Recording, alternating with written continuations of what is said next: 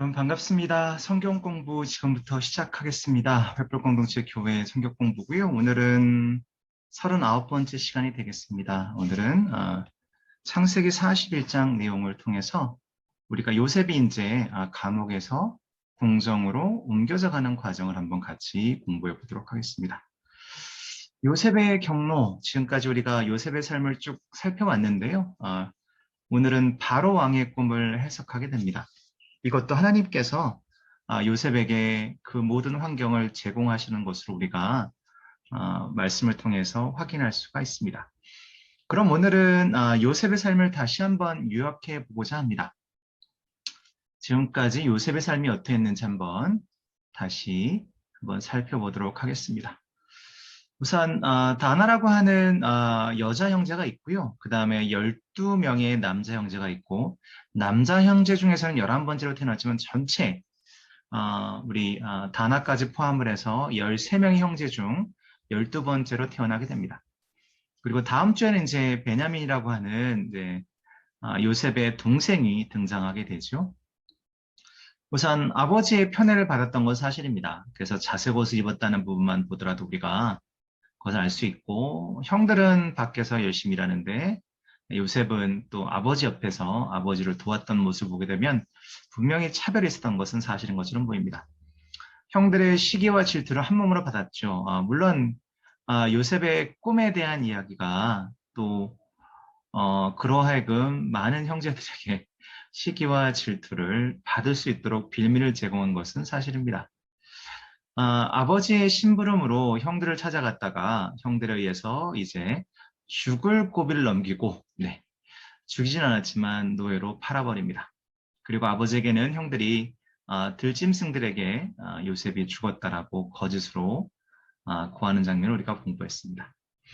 그래서 팔려간 곳이 보디발이라고 하는 장군의 집이었고요. 거기에 아내가, 즉 보디발의 아내가 자꾸 요셉을 유혹하고 요셉과 동침하려고 했지만, 요셉은 어떻게 그렇게 커다란 죄를 내가 지을 수 있겠습니까? 라면서 그 모든 유혹을 이겨냅니다. 하지만 그러한 유혹을 이긴 거에 대한 대가로 결국은 보디발의 아내의 모함으로 그는 감옥에 갇히게 됩니다. 하지만 모든 환경에서 그는 하나님을 신뢰하였고, 하나님이 모든 요셉과 관련된 일에 그를 축복하십니다. 여전히 갈 길은 멀어 보이지만 요셉은 어느 곳에 있든지 간에 하나님의 현존하심을 경험했던 것으로 보여집니다.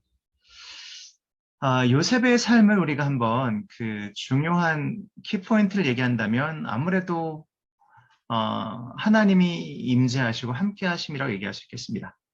2절 말씀 보게 되면 여호와께서 요셉과 함께 하심으로 그가 형통한 자가 되었다라 되어 있고요. 그 다음에 여호와께서 그와 함께 하심을 보며 또 여호와께서 그의 범사의 형통하심을 보았더라. 이게 이제 39장 얘기죠. 이는 여호와께서 요셉과 함께 하심이라 여호와께서 그의 범사에 형통케 하셨더라. 물론 그의 신분은 노예였고 또 그의 신분은 감옥에 갇힌 죄수 취급을 받긴 했지만 그가 어디 가든지 간에 하나님께서 그와 함께 하셨습니다. 즉 하나님의 현존, 하나님이 살아계심과 그의 삶에서 또 하나님께서 그의 삶에 개입하시는 이 두 가지가 제가 볼 때는 아마 가장 요셉의 삶을 잘 대변할 수 있다라고 보여집니다. 자, 오늘 공부하게 될 41장은 이렇게 요약이 됩니다. 왕의 두 가지 꿈 이야기가 41장 1절부터 24절 말씀까지 등장하게 되고요. 그 다음에 꿈의 해석이 25절부터 32절까지 주어집니다. 그리고 하나님께서 요셉에게 지혜를 주셔서 하나님께서 어떻게 계획을 세워서 이 모든 위기를 모면할지에 대해서 말씀하셨고요. 그 모든 것을 듣고 난 다음에 바로 왕은 이렇게 하나님이 함께 하시는 지혜로운 자를 우리가 어디서 얻을 수 있겠냐라고 하면서 이 죄인의 신분이었던 요셉을 자기 다음으로 두 번째로 그 나라에서 가장 높은 위치에, 즉 총리에 임명하게 됩니다. 그리고 41장 후반절에는 하나님께서 주신 그 지혜를 통해서 그가 왕에게 구했던 모든 계획을 실현한 장면이 등장하게 됩니다. 요셉의 삶은 어떻게 보면 롤러코스터처럼 이렇게, 네, 지금 롤러코스터가 아니라 계속 네, 내려가고 있었죠. 네, 그랬다가 한꺼번에 갑자기 푹 올라가는 그런 모습을 보이게 됩니다. 사랑받는 아들이었다가 질투로 인해서 시기를 통해서 노예로 전락하게 되고, 또 그래서 팔려간 곳에서 인정받는 노예여서 안정되나 싶었더니 다시 모함을 통해서 감옥에 갇히게 되고, 이제 감옥에서 나와서 총리로 그의 지위가 상승되는 것을 보게 됩니다. 그래서 바로의 꿈과 하나님의 개입하심 보게 되면, 하나님은 바로에게 두 가지 꿈을 주셨습니다. 그 꿈에는 14마리의 소가 등장하는데, 첫 번째 꿈에는 7마리의 살찐 소가 등장하게 됩니다. 그 뒤에 7마리의 여인소가 등장하게 되고, 그 여인소가 삐쩍 마른 소들이 그 나머지 7마리 살찐 소를 잡아먹는 장면이 그의 꿈속에 등장하게 됩니다. 이것은 14마리의 소는 14년 동안의 곡식을 의미하고요. 7년의 어마어마한 풍년 뒤에 또 7년의 흉년이 올 것을 예측했던 그러한 꿈이었습니다. 근데 이 꿈을 해석할 사람이 아무도 없었다는 거죠. 그래서 바로의 꿈과 하나님의 개입하신 두 번째 보게 되면 애굽의 현자들도 꿈 해석에 실패하게 됩니다. 오늘 말씀이 있는 41장 8절과 24절 말씀 보게 되면, 아침에 그 마음이 번민하여 분하여 애굽의 술객과 박사를 모두 불러 그들에게 그 꿈을 구하였으나 그것을 바로에게 해석하는 자가 없었더라. 그리고 24절 말씀 보니까 내가 그 꿈을 술객에게 말하였으나, 술객은 현자를 얘기하는 거죠. 그것을 내게 보이는 자가 없느니라라고 얘기합니다. 자, 이러한 상황 가운데서 지금 요셉이 등장하게 됩니다. 그렇게 하면 하나님께서 어떻게 이것을 이제 바꾸시는지 보게 되면, 첫 번째 우선 하나님의 개입하심이 있는 이 부분에서 우리가 주목할 부분은 이거 같습니다. 말씀 읽어보시면 하나님께서 요셉에 관한 기억을 다시 생각나게 하셨습니다. 술 맡은 관원장 기억하시나요? 네. 2명의 관원장이 있었죠. 한 명은 술을 맡은 그 왕의 술을 맡은 관원장이 있었고, 또 한 사람은 왕에게 빵을 주는 그런 관원장이었습니다. 빵을 굽는 관원장은 이제 풀려난 뒤에 죽음을 당했고요. 술 맡은 관원장은 요셉의 예언처럼, 꿈의 해석처럼 그는 복직이 되고 왕 곁에 있었습니다. 오늘 말씀 보시면 41절, 41장입니다. 40장 마지막 부분에 술 맡은 관원장 요셉을 기억하지 않고 잊었더라. 분명히 요셉은 나를 기억해달라 했는데, 그래서 이 부분이 등장했었고요. 그 다음에 오늘 본문에 있는 41장 말씀 보게 되면 술 맡은 관원장이 바로에게 구하여 가로되 내가 오늘날 나의 허물을 추억하나이다. 그곳에 시위대장의 종된 히브리 소년이 우리와 함께 있기로 우리가 그에게 구하매 그가 우리의 꿈을 풀되 그 꿈대로 각인에게 해석하더니 그 해석한 대로 되어 나는 복직하고 그 빵 굽는 관원장은 내어 달렸나이다. 라고 얘기하면서 자기가 잊고 있었던 요셉에 대한 부분을 바로에게 구합니다. 이것은 하나님께서 그로 하여금 요셉을 생각나게 하셨다는 하나님의 개입하심이 있었다는 거죠. 자, 그래서 요셉이 왕 앞에 끌려오게 됩니다. 불려오는 거죠. 네. 하나님이 요셉에게 바로의 꿈을 해석할 수 있는 능력을 주셨는데요. 그래서 꿈 해석의 능력을 주십니다. 요셉이 바로에게 대답하여 가로되 이는 내게 있는 것이 아니라 하나님이 바로에게 평안한 대답을 하시리이다 라고 얘기합니다. 네가 그렇게 꿈을 잘 해석하는 자냐? 라고 바로가 물었더니 바로 요셉이 대답하기를 아닙니다. 제가 아니라 내가 섬기고 믿는 하나님께서 당신에게 당신이 궁금해하는 답을 주실 거라 얘기합니다. 그러면서 꿈을 해석하면서 7년의 풍년과 7년의 흉년에 대한 이야기를 하게 됩니다. 이 모든 것도 사실은 여기 나와 있는 것처럼 하나님께서 요셉을 사용하시고 요셉에게 지혜를 줬기 때문에 가능했습니다. 하나님이 요셉을 통해서 계획을 알려주십니다. 그래서 이제 바로께서는 명철하고 지혜 있는 사람을 택하여 지금 요셉이 얘기하는 거죠. 왕한테 애굽 땅을 치리하게 하시고 바로께서는 또 이같이 행하사 국중에 여러 관리를 두어 그 곡식들을 이제 7년 동안 흉년 동안은 잘 곡식을 모아놨다가 그쵸 흉년에 들었을 때 이와 같이 곡물을 이 땅에 저장하여 애굽 땅에 임할 7해 흉년을 예비하시면 땅이 이 흉년을 인하여 멸망치 아니하리다 라고 이야기를 합니다. 우리가 미리 가보는 다음 주 얘기하게 되면 이런 똑같은 흉년을 그 지역에 다 겪었잖아요. 하지만 요셉을 통해서 애굽은 준비했던 것 같고요. 이스라엘은 준비하지 못했기 때문에 요셉의 형제들이 먹을 것을 구하기 위해서 애굽을 오게 되는 장면이 등장하게 되죠. 이것은 하나님께서 미리 요셉을 애굽에 보내시고 이스라엘, 즉 야곱과 그의 아들들을 가족들을 요셉에 있는 곳으로 이주시키시기 위한 하나님의 계획이었다라고 보시면 되겠습니다. 계속해서 요셉의 삶은 제가 앞에서 말씀드린 것처럼 하나님의 존재하심과 하나님의 그의 삶에 개입하심으로 지금 죄의 몸에서 이제 바뀌는 장면이 등장하게 됩니다. 하나님의 개입하심, 신적 지혜를 주십니다. 그래서 하나님이 바로를 통해서 요셉을 높이시게 되는 거죠. 요셉에게 이르되 하나님이 이 모든 것을 내게 보이셨으니 너와 같이 명철하고 지혜 있는 자가 없도다.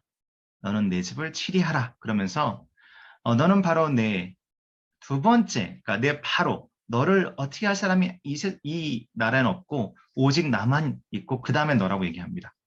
바로가 또 요셉에게 이르되 내가 너로 애굽 온 땅을 총리하게 하리라.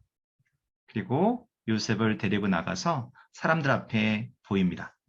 우리가 그 앞에서 소리 지르기로 엎드리라 하더라. 바로가 그로 애굽 전국을 총리하게 하였더라라고 되어 있습니다. 이게 어느 날 갑자기 이렇게 일어날 수 있다라고 생각하면 참 기적이라 생각하겠지만 하나님께서는 이것을 예비하셨고요.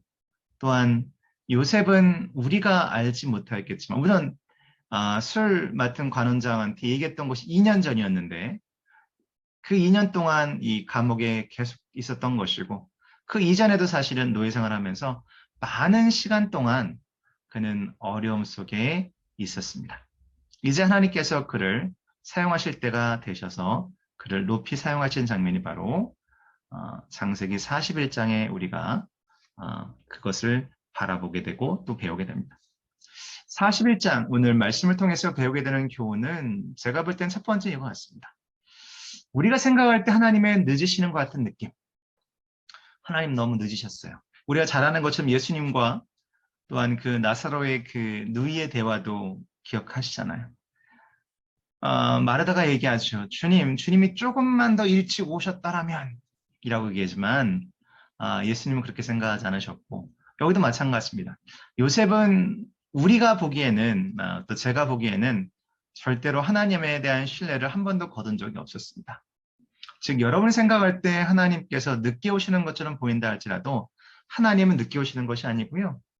또 하나님의 늦게 오심이 우리를 그냥 두시고 버리시는 분이 아니라 성경에 나와 있죠. 내가 너희를 고아처럼 내버려두지 않겠다 말씀하셨잖아요. 우리의 가장 딱 맞는 시간, 가장 최상의 시간에 하나님께서 오십니다. 한 번도 늦은 적이 없다는 거고요. 두 번째, 요셉의 삶의 여러 가지 변화에 보게 되면 그 안엔 고난도 있고 도전도 있고 때로 실망도 있지만 거기에는 상급도 있다는 겁니다. 즉 여러분과 저는 우리가 요셉이 어떻게 반응했는지 보고 우리는 어떻게 이러한 삶의 변화에 어쩌면 우리가 원하지 않는 그러한 삶의 그 여정을 가야 할 때 흔히 얘기하는 눈물의 골짜기를 지나갈 때 우리는 과연 어떠한 반응을 보일 것인가? 끊임없이 하나님을 신뢰할 수 있을지 우리가 요셉의 삶을 통해서 배우게 됩니다. 환경의 변화는 우리 자신의 정체성의 변화를 가져오지 않는다. 이 부분은 변할 수도 있겠지만요. 제가 얘기하는 것은 내가 지금 어떠한 환경에 있다 할지라도 내가 하나님과의 관계가 올바른다면 하나님이 보시기에 내가 어떤 사람인지 하나님께서 나를 부르신 그 소명에 그 부르심에 합당한 것이 무엇인지를 안다면 나가 누구인지는 내 환경이 얘기하는 것이 아니라 하나님 안에서 내가 어떠한 자인지로 우리가 알 수 있다는 겁니다. 요셉은 노예이기도 했고 또한 요셉은 죄수였지만 그는 하나님의 사람이었다는 그 정체성만큼은 한 번도 변한 적이 없었습니다. 네 번째 마지막으로 하나님은 우리의 신실하심에 우리가 기대할 수 없는 상급과 축복을 주신다는 겁니다. 우리가 하나님께 믿고 하나님에 대한 신뢰를 놓지만 않으면 요셉이 감히 기대나 했을까요?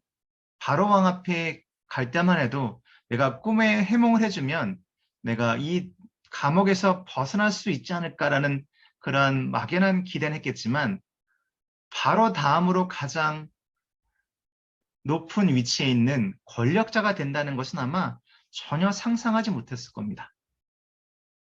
그런데 우리가 하나님께 신실하면 그 신실함이 계속 인내하고 끝까지 요셉처럼 참으면 우리가 기대할 수 없는, 우리가 전혀 상상하지 못하는 상급과 축복을 우리에게 허락하십니다. 여러분, 아무리 힘들고 어려워도, 아무리 지치고 실망이 있고 또 많은 사람들에 의해서 여러분들이 어려움을 겪는다 할지라도 하나님은 여러분을 절대로 버리지 아니하시고 여러분과 함께 하십니다. 기억하십시오. 그러나 하나님은 사람들은 우리를 미워하고 질투하고 시기하고 세상 우리를 공경에 빠뜨렸으나 그러나 하나님은 우리와 함께 하시고 우리에게 주의 길을 보여주시고 또한 그분의 때에 우리를 들어 사용하신다는 겁니다. 다음 주에는 우리가 42장을 읽습니다. 42장에서는 이제 극적인 만남이 이루어지죠. 자기를 판 형들과 만나는 요셉. 요셉은 형들에게 그 형들이 할 수 없는 그런 미션을 주게 됩니다. 또한 이 미션 가운데는 또한 하나님께서 끝까지 요셉의 아비였던 야곱을 또한 가르치시고 변화시키는 장면이 나오게 됩니다. 자, 다음 주에는 어떻게 요셉은 이 형들과의 만남을 인도하는지, 주도하는지를 살펴보면서 좀 흥미로운 내용이 나오니까요. 꼭 읽고 오셔서 같이 공부하는 시간 갖도록 하겠습니다. 여러분, 이제 가을입니다. 일교차가 심하니까 여러분들 잘 건강 체크하시고요. 또 건강 잘 지키시고요. 교회, 이런 얘기가 좀 웃기겠습니다. 놀러 오십시오. 네. 주일날 저희가 이제 대부분의 우리 어르신들은 다 1차, 2차 접종이 끝났기 때문에 그분들은 괜찮으신 것 같고요. 그래서 우리가 조금은 자리 배치를 좀 넓게 했기 때문에 여러분 오셔서 예배드리고 격주로 오셔서 상관없고요. 어쨌든 저희는 10월 첫째 주까지는 방역 지침을 잘 지킬 예정입니다. 하지만 여러분 오시는 부분은 미리 말씀하시면 충분히 우리가 자리를 마련할 수 있을 것 같습니다. 여러분 사랑합니다. 축복합니다. 한 주간 승리하시고 우리 주일날 만나도록 하겠습니다. 감사합니다.